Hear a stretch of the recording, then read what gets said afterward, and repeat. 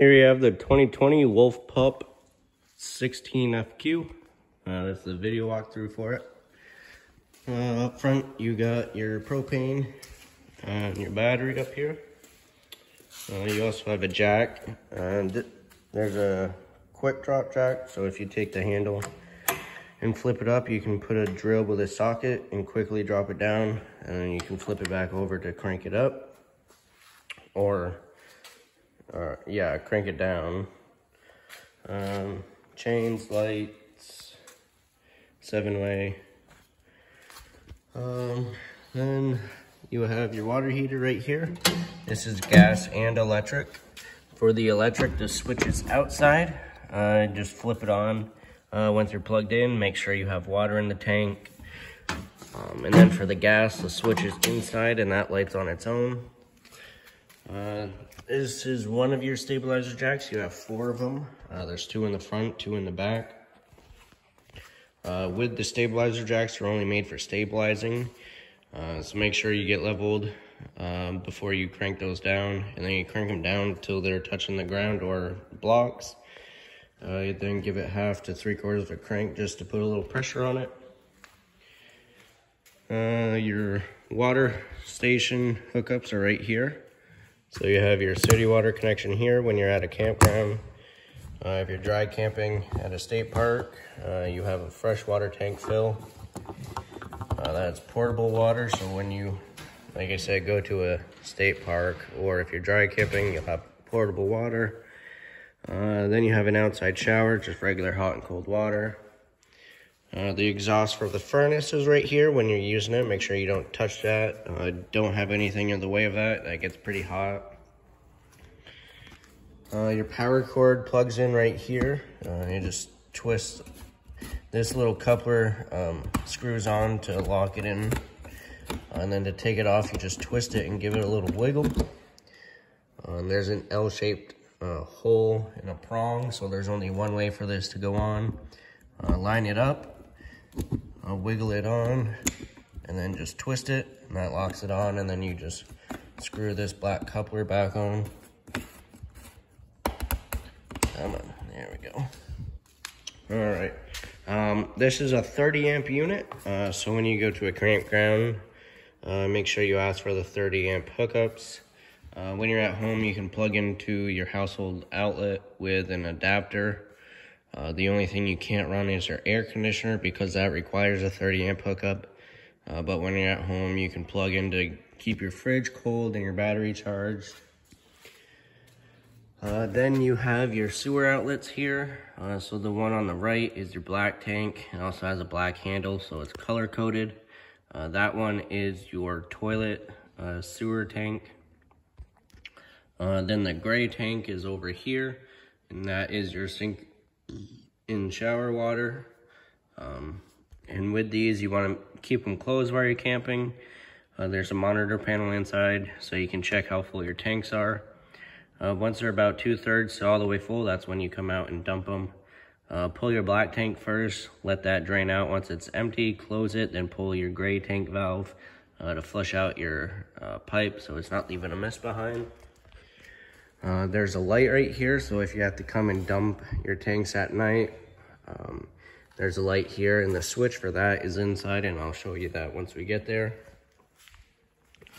You have a rack back here, and it's just held on by these pins, and you can pull those pins so it lays down and lock it in place, so you can put your bikes up there if you have firewood and stuff, or if you have a portable grill, you can strap it on there.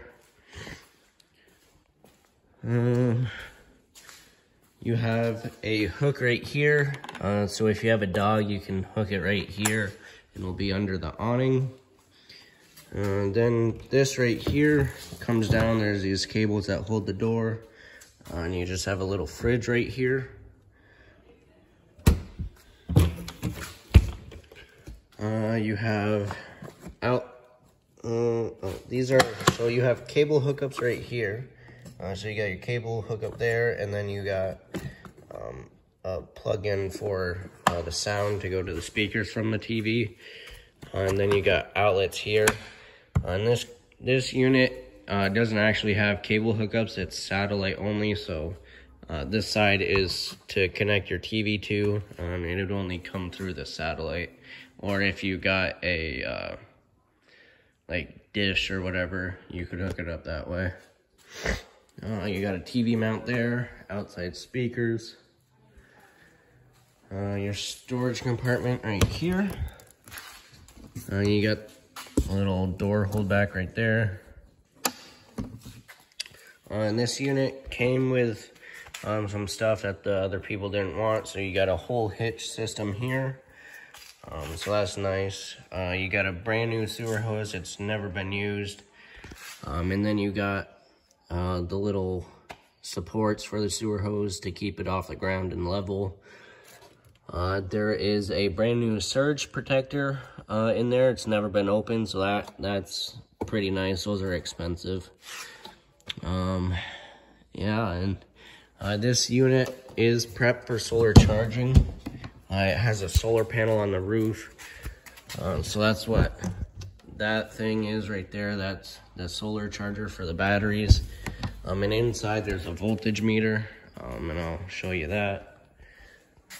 But it'll actually, so right straight ahead when you walk in, so it's that kind of red thing right there. Get a little closer. So right now 13.7, we're plugged in, so it's charging the battery while we're plugged in. We're not getting anything off their solar panels, but if you were to go dry camping, you could keep track of your voltage of your battery and stuff. So that is a very nice accessory. All right, you have solid steps on here. With this one, it has a friction door, and the awning is right there. So you have to kind of push on the door a little bit, then you can get the stairs by. And that just locks in place. You have a little blue pin here to open that. Pull it out, and then again, you'll have to push on the door so it doesn't catch.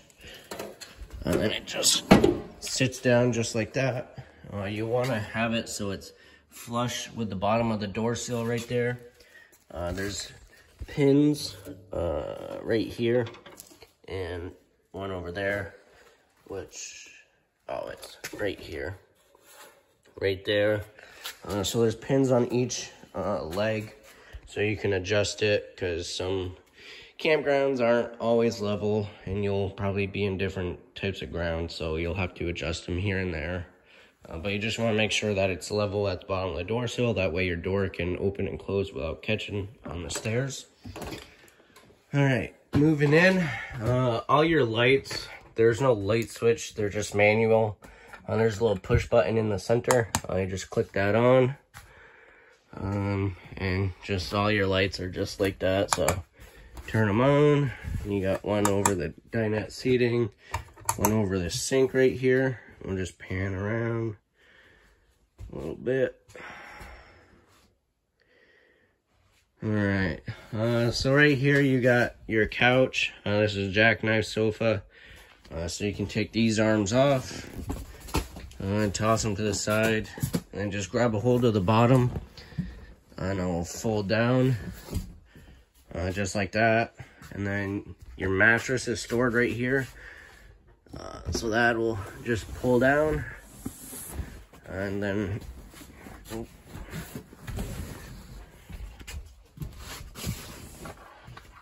let's see. Okay, there. And then your mattress will lay on that, and then you got your bed right there. There is closet space on the side and some storage up above. With outlets, and there is a USB port there.